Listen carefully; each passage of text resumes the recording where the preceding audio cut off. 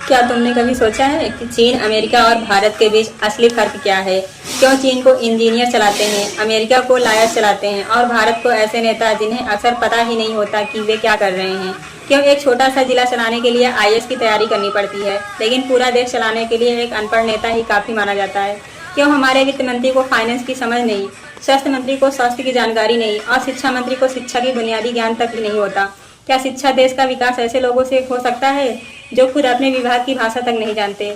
अगर आज भी हम ऐसे लोगों को सत्ता में बैठाते रहेंगे तो क्या हम वाकई विश्व गुरु बन पाएंगे, या फिर एक डेवलपर कंट्री बनने की उम्मीद भी छोड़ देनी चाहिए? क्या भ्रष्ट नेताओं की सत्ता गिराना असल में देश की सच्ची आज़ादी नहीं होगी?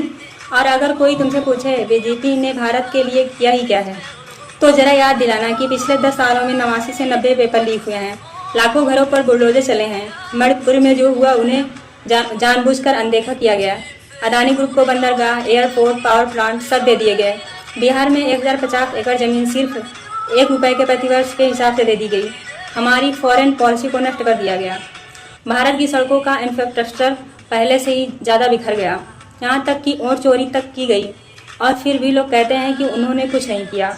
और हाँ, यह सब तुम्हें कोई गोदी मीडिया नहीं बताएगी, क्योंकि मीडिया भी बिक चुकी है, जो बिकता नहीं वही दिखता नहीं।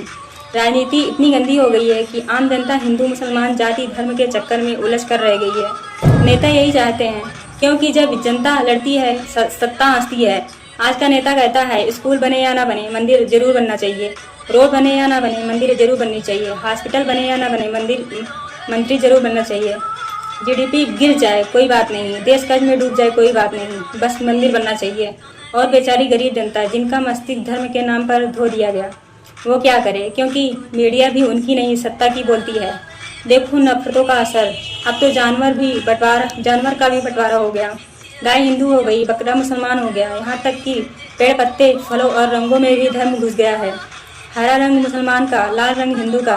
अब यह हाल है कि एक दिन आएगा जब सारी सब्जियां, हरी सब्जियां मुसलमानों की कहलाएंगी और हिंदुओं के हिस्से में बस टमाटर और गाजर रह जाएंगे। अब तो यह समझना भी मुश्किल है कि तरबूज किसका होगा, क्योंकि वो ऊपर से मुसलमान और अंदर से हिंदू हैं। यह मजाक है, लेकिन इसमें सच्चाई की गहराई है। कभी कभी लगता है, क्या हम धर्म के नाम पर इतने अंधे हो गए हैं कि इंसानियत भी भूल गए? क्या अब न्याय के लिए नारियल फोड़ना ज़्यादा जरूरी है या कानून बनाना? क्या अब भगवान के लिए घंटा बजाना ज़्यादा अहम है या अस्पताल और स्कूल बनवाना? क्योंकि असली मंदिर वही है जहाँ किसी का इलाज होता है, जहाँ किसी बच्चे को शिक्षा मिलती है, जहाँ किसी गरीब को इंसाफ मिलता है।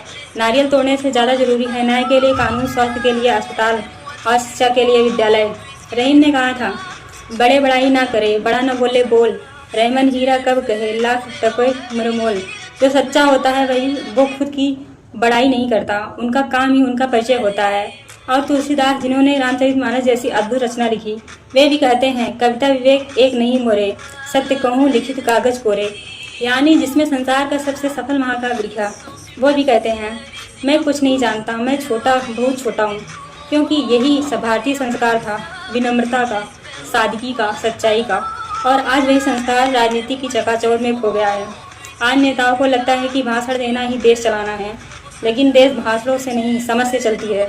देश मंदिरों से नहीं, शिक्षालयों से चलता है। देश झंडों से नहीं, इंसाफ से चलता है। जब तक इस देश के पद सिर्फ योग्यता से नहीं बल्कि भक्ति और जाति से बांटे जाएंगे, तब तक भारत विश्व गुरु नहीं बनेगा, बल्कि भीड़ का गुलाम रहेगा। और शायद अब वक्त आ गया है कि जनता समझे, सत्ता बदलना क्रांति नहीं है, सोच बदलना ही असली आज़ादी है। क्या यह वही भारत है जिसका सपना हमने देखा था, जहाँ मंदिर और मस्जिद के बीच इंसान दब गया, जहाँ शिक्षा से ज़्यादा धर्म की राजनीति बिके, जहाँ मीडिया सवाल ना पूछे, बस जयकारा करे?